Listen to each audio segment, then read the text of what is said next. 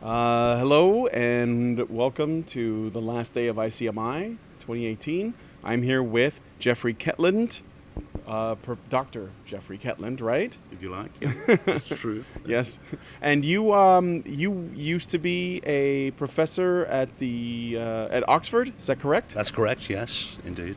Okay, but there was something happened. Can you tell us a little bit about the story? Yes. So the story that I just described in the talk had two parts. The first part of that involved a period of about 4.5 years, involving somebody that I'd known in a different country, who'd been I'd been a lecturer at the University of Edinburgh. And she was a student at the University of Edinburgh, and we'd known each other for several years. The short version is at the end of 2 years, we had a short relationship which ended with domestic violence from her.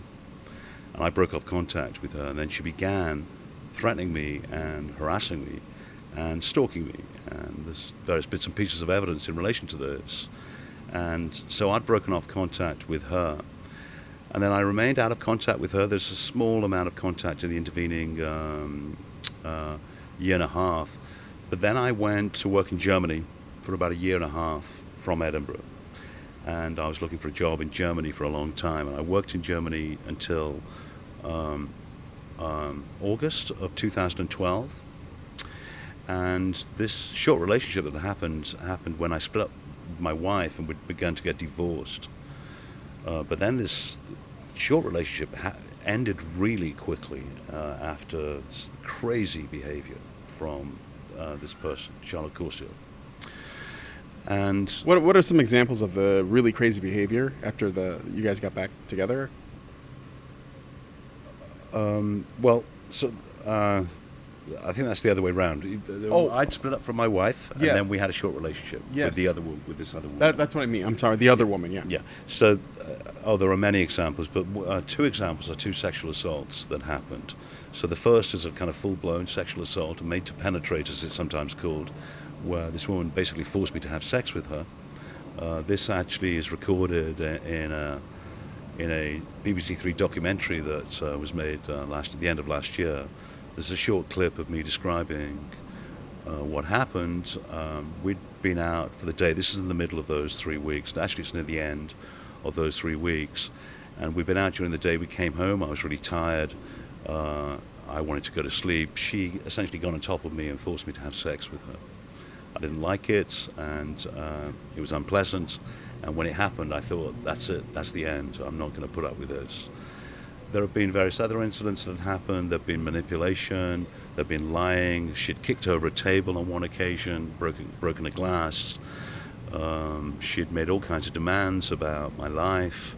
There's a lot that I could get into. And then 4 days later, she had contacted me when I was at work and asked if we could meet in the evening. And we met in the evening and went back to my flat. I think we had some food earlier in that evening. And my flatmate, his name's Matthew, he was trying to set up a startup company, kind of social media startup company at the time. And he'd been trying to bid for support from a venture capitalist or something like that. He'd been doing something like that evening. And at some point later in the evening, I'd said, right, I want to go to sleep. And then she tried to force sex on me again. She got on top of me. I'm pushing her off. She got on top of me. I'm saying, go home. And then I go and lie down. It's in one room. There's a futon in it. And I go and lie down, and she gets on top of me again. And she's trying to force me to have sex. She's feeling my body. I'm telling her to get lost and go home. Eventually, she gets up, and I kind of push her off.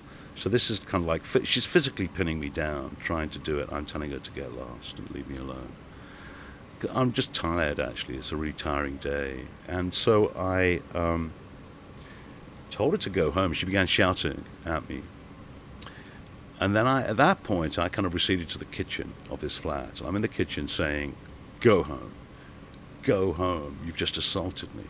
And I didn't know at the time. She's shouting at me. She's calling me a fucking asshole, all kinds of things. And I didn't know that my flatmate was outside the front door of the flat. And he could hear this. And he thought, okay, I'm going away. I'm going to come back when this is finished. And he went away for a couple of minutes. When he came back, the police turned up at the same time as him, and they all came into the flat together. And Matthew came in and said, "Hello, Jeffrey. Here are the police." Hello, Matthew. And the police came in, and they were there for about an hour. Asked us what happened. We both kind of played it down, me and my flatmate. My flatmate could hear from outside what had just happened. I'm telling her to leave me alone. You've just attacked me. You had to go the hell home. Had she, like, just out of curiosity, had she been maybe drinking or on drugs or something? No. Or was this just like she just was just being really aggressive? No, she was just being aggressive. And I mentioned in my talk, people have said, you saw a lot of red flags. I mentioned this incident in my talk, but people over the years have said, you saw a lot of red flags here. Why didn't you act on those red flags?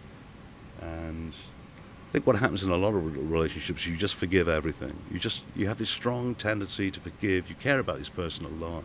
You're very close. But there was an incident about 6 months earlier where she'd actually come round to my house and shouted at my wife. She was intensely jealous of my wife. And then she went away and began calling, and I reported her to the police. She wasn't on drugs or anything like that. She was just incredibly intense in her behavior sometimes. And she was actually detained by the police. And we broke off contact for about 6 months. So this relationship was 6 months later. She was not on drugs, nothing like that. And then after that, I distanced myself from her. She wanted contact with me. We met on a couple of occasions afterwards, very briefly, and my flatmate reported that he'd seen her standing around outside the flat.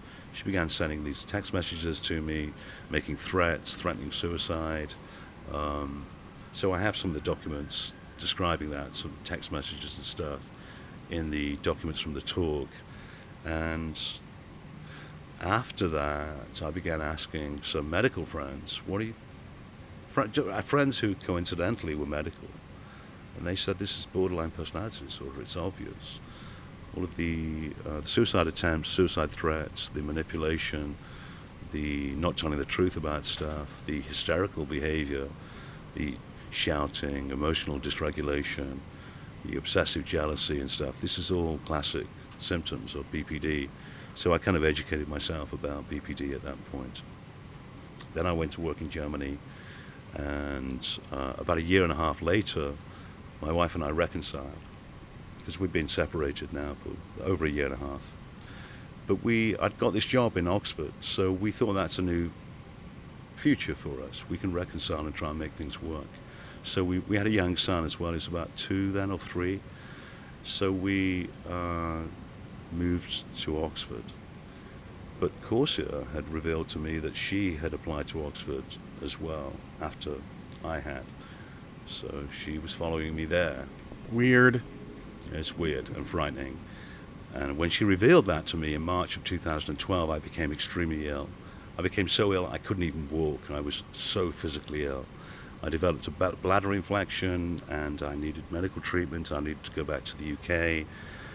Eventually I had this thing where they put this tube up your willy, all that stuff, horrible. I had a prostate biopsy and stuff. In the end, they just said, you've got stress-induced prostatitis. And you've got a lot of stress in your life. And I got a fair amount of stress. They said, that's basically what's causing this pain. So anyway, we reconciled and we moved to Oxford. But when we moved to Oxford, Corsia moved there a couple of months later. I had no contact with her, didn't want to speak to her, avoided her, obviously. She began stalking my wife. I know this sounds crazy, but she began stalking my wife. And so she would loiter in the presence of my wife. As my wife would go in and out of town from where we lived. And she would just notice that Corsia was just in her presence on multiple occasions. And there'd be no real reason why she should be in that particular location. My wife's just walking from where we live into town. And this goes on for about 5 months until my wife eventually leaves town. She's just so freaked out by what's happening. And I'm freaked out as well.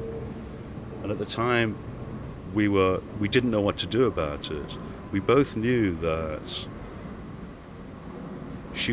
we both knew that Corsia was so unstable that if we reported her to the police, she'd just self-destruct immediately.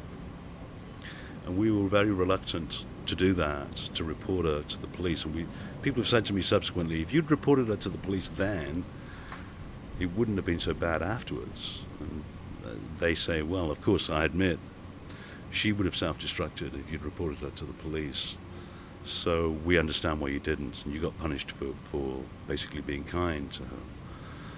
Anyway, my wife then left, and a few weeks after that, Corsia began stalking me again at my college and at the Faculty of Philosophy in Oxford. So she turned up.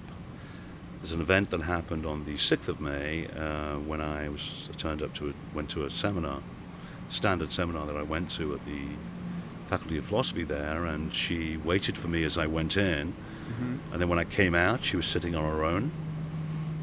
No friends, nothing, no reason to be there. And then I went outside for a cigarette because I smoke. And she came outside. I ignored her, obviously, and she stood nearby staring at me for a few minutes. The very next day, I'd organized a club at my college. In Oxford, the colleges are separate from the university, and she was not connected to my college. My college was called Pembroke College. She was at a different college. Did that college have a specific focus? Like, what were you a professor of, I guess? No, the colleges will teach pretty much across the board. Okay, the colleges are, in a way, they're pastoral, but they also cover teaching across the board. So the colleges are not specialized like departments are. But most universities will have some hall of residence where students live, dorms, that kind of thing. And they will have departments which specialize in engineering, history, English and stuff. In Oxford you have colleges. So teaching is teaching is divided into teaching by the faculties and departments and by the colleges. So my teaching was focused on philosophy in my college. But there are fellows who teach mathematics, engineering, history, English. So they teach right the way across the board. So but getting back to the club that I'd organized at my college, which was basically for my students, and I'd organized this philosophy club. So this is the third or the fourth meeting, but it was advertised on Facebook, so it was visible to the outside world. And she was doing a BPhil, which is a bit like a master's degree in philosophy. And she knew one of the BPhil students who happened to be a student at my college. And she asked him if she could accompany him to this club. And she turned up at this club. She sat one seat away from me, pretending not to know me, for an hour. And then I was freaked out by this. At the same time, she had told other people that she was terrified of me. So she told other people, I'm terrified of this man who's been terrible to me. She came to my college, sat one seat away from me, pretending not to know me, and she'd known me for 5 years. So at the end of this college club meeting, I got up and I went out, and I just wanted to go home. I waited for a graduate student who was a friend of mine, and he could see I was really upset. Corsia came out, and I just completely ignored them, and I went off with my friend and just said I'm really freaked out about what's just happened. And then after that, I told her to leave me alone by email. I said, don't do this again. You've done terrible things to me in the past. Let's just not have any contact. I didn't know at the time that she'd been telling all these lies to other people about me. So this is borderline. It's called splitting. So they're idealizing you, and you're this kind of demon at the same time as being obsessed and infatuated with you. And in fact, I have snippets of email communications where she threatens me and calls me a demon, and then she says just a small number of hours later, I'll always love you. I've always been in love with you. This is called splitting. You have both extreme wings, extreme ends of behavior. So she's telling these people I'm a terrible person, and that she's frightened of me, but she's also stalking me because she wants to be in contact with me. She wants attention from me. So I only later figured out the reasons why she'd reinitiated this contact, but it took me a while to work out what had happened. So she'd been telling these people various things, and they then encouraged her to send a letter to me, which they wrote. And these are actually feminist activists that she'd now got involved with, that she'd been saying, there's this man, and he's terrible, and he contacts me, and I've known him. So they sent this letter to me, full of all this defamation, insults, saying all kinds of crazy stuff. And I replied to it by email, saying, this is just crazy, it's defamation. I've been incredibly kind to you for years, and you just need to be reasonable. And then she retaliated even further by going to the police. So then the police showed up. I got an email from a police officer saying, do not contact Ms. Corsia. And I replied, well, she's been contacting me, and she has a police record. And then a couple of days later, a police officer turned up at my college and gave me this thing called a PIN in the UK, Personal Information Notice. It doesn't exist anywhere outside the UK. It has no legal basis at all. No statement is required, but it's a punishment. And it's sometimes called a harassment warning. All it means is that somebody pointed their finger at you. That's all. It means nothing more. So you can go to a police station, point your finger, and the person you pointed your finger at gets a PIN. There's no statement given or anything like that. No evidence considered. There's no response. No right to appeal it. No nothing. So, but the police officer came to see me, and I just showed him a huge amount of email correspondence between us. I said, I've told her to leave me alone because she's done terrible things to me in the past. Plus, she's dangerous to herself, not just to me, but to herself. And then a couple of days, but he had to give me this thing, this official thing. It's not a letter. I just signed a notepad, but he had. And then a couple of days later, the other police officer rang me and told me that Corsia had rang her and now didn't want to maintain the allegations that she'd made, and she didn't want anybody to hear about it. And I was pretty furious at this point with that police officer, and I'm saying, she's crazy, she's lying about me, and she's extremely unstable. And I have an email proving that. I sent her an email after the telephone conversation we had about what had happened, and she noted down in her log, police log, he feels he's the victim of this. And I've asked him to contact us again if she repeats contact with him. And she did. So after this happened with the police, I told lots that various people that what had happened. I had no choice. I'd now been given a PIN by the police, a harassment or warning by the police. So I told the master of the college, I told the academic director, a couple of other colleagues as well, and they knew what was happening. And I was trying to get advice about what to do and what the hell had just happened. And the female police officer had told me to contact them again if Corsia repeated any kind of contact with me. And about 3 weeks later, on the 3rd of June, she did. I was gone to my regular seminar on the Mondays, turned up at the seminar, and there's a landing on the first floor, and I'm standing there talking to my colleague. I see no other students at all at that time. It's at 4:30 as I go upstairs and talk to my colleague. And then as I'm talking to my colleague, she comes out of a room just next to us and walks past me and turns around staring at me and then walks down the stairs. And she knew that I came to these seminars on Mondays, and she must have been waiting for me at that time, and then she came out. There's no other students around at all. I didn't see a single student when I came in and spoke to my colleague. So 2 days after that, I emailed the police, the male police officer, his name's Martin Wizard, and said, look, can I meet up with you? I wanted to tell him what was happening and find out from him what he knew and tell him that she'd contacted me again. And he said, I can't see you till next week, I'm off shift. So he was not at work at the time. So that was the 3rd of June, and he said, so it would have been the 12th of June, the 5th of June, sorry, and that would have been the 12th of June. So I just let it go, and I was going to wait for him to email me back the next week. And then on the 10th of June, the academic director rang me in the morning and said, I have news. And I said, oh no, I can guess. He said, can you come into the college? I said, you need to tell me. Is it Charlotte? And he said, yeah, she's committed suicide. And wow. Yeah, no, that's horrible. And we spoke for a couple of minutes. He said, okay, I'm going to come over to yours. So he came over about an hour, 2 hours later. Do you know how she did it? Yeah. I didn't know at the time how she did it because we hadn't spoken to each other for years, really. And I didn't know the names of her friends or a boyfriend or anything like that. I knew nothing about her life.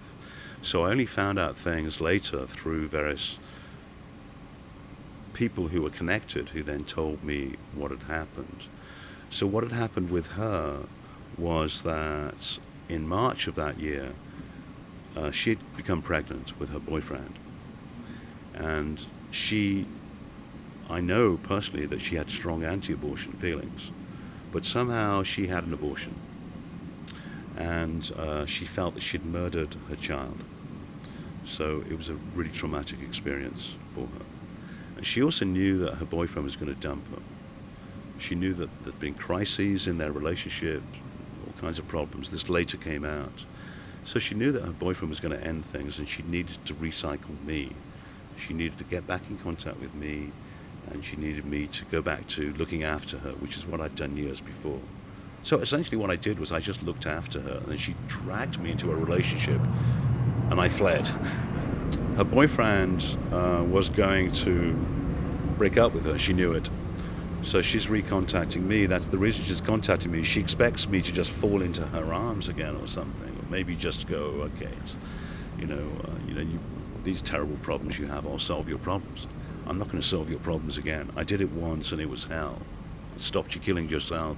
I prevented suicide attempts 5 years earlier. And literally she would have died if those hadn't been prevented by me. And she herself acknowledged that. She said, you're the person that saved my life and my degree, which is true.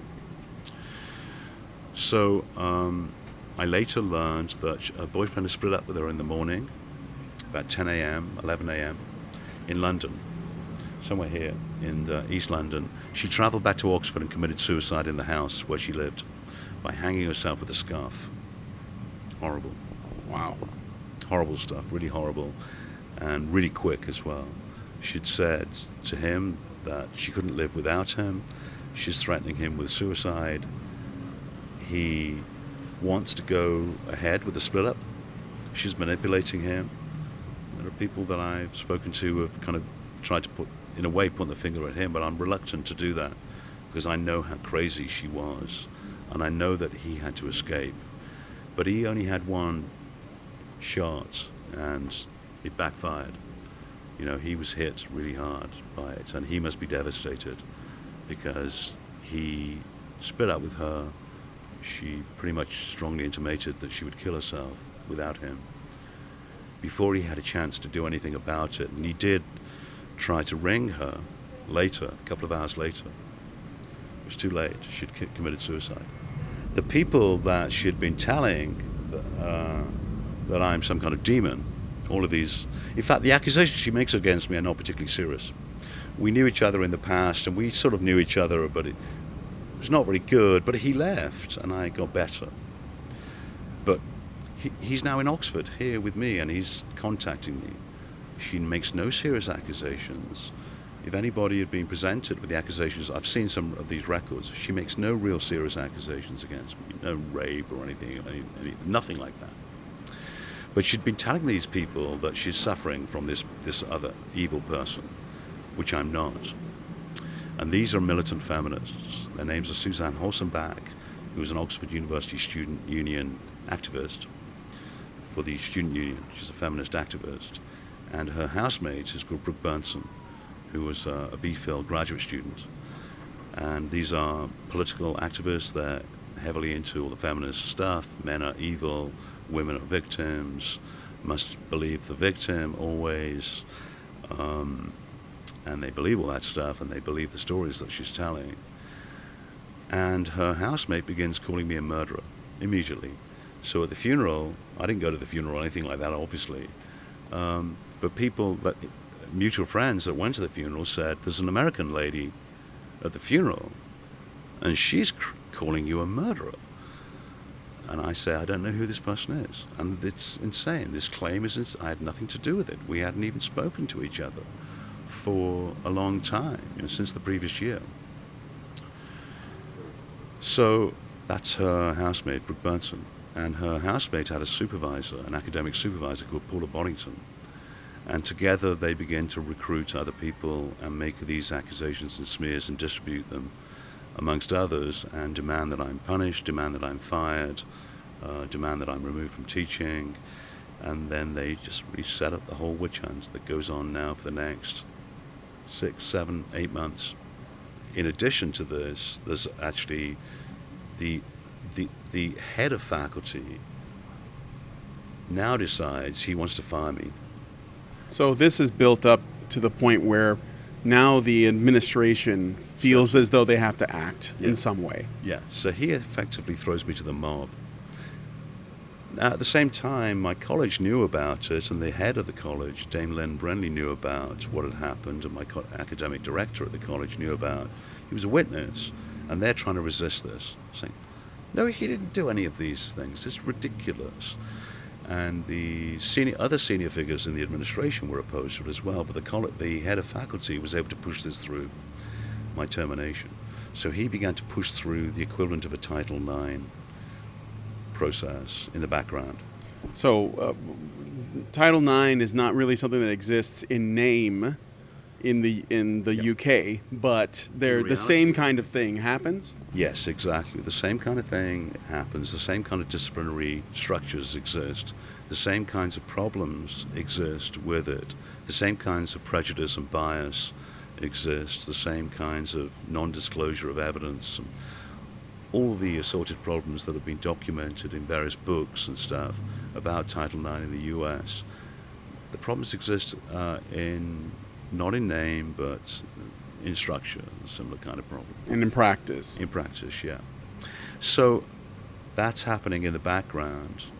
The mob is still demanding. They have a meeting between a group of the mob students, graduate students, 15 of them or something, and the head of faculty, who now assures them he's going to do something, something's going to be done.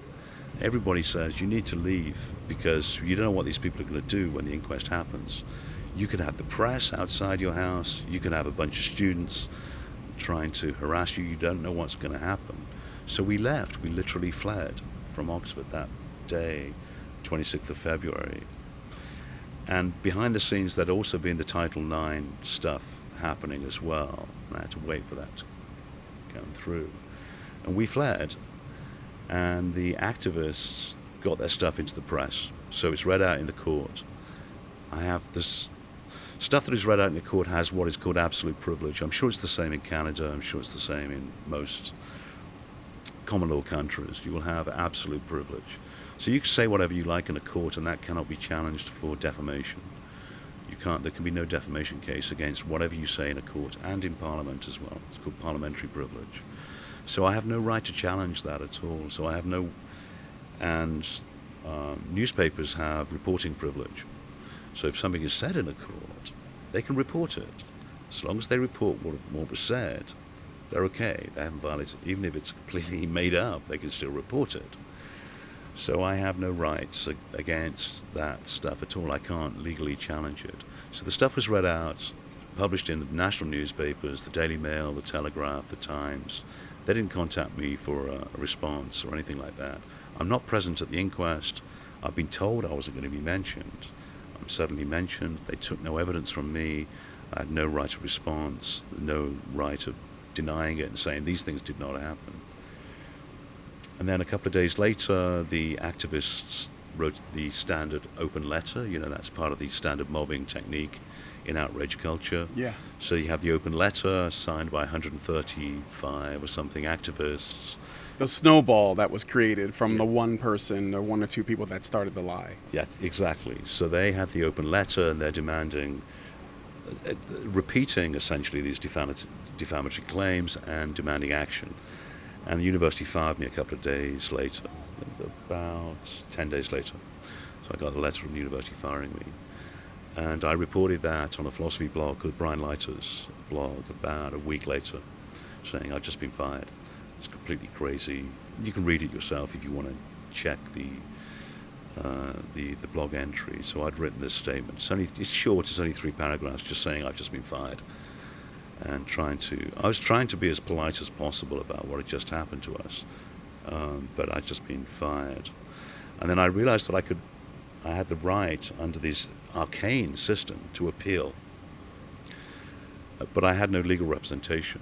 We're a poor family. We don't have a fancy background or anything like that. My background's working class. My wife's background's working class. We have no money for hundreds of thousands of pounds of legal, nothing, in fact. But I could still appeal. So I spent the next 5 or 6 months writing a very complicated appeal.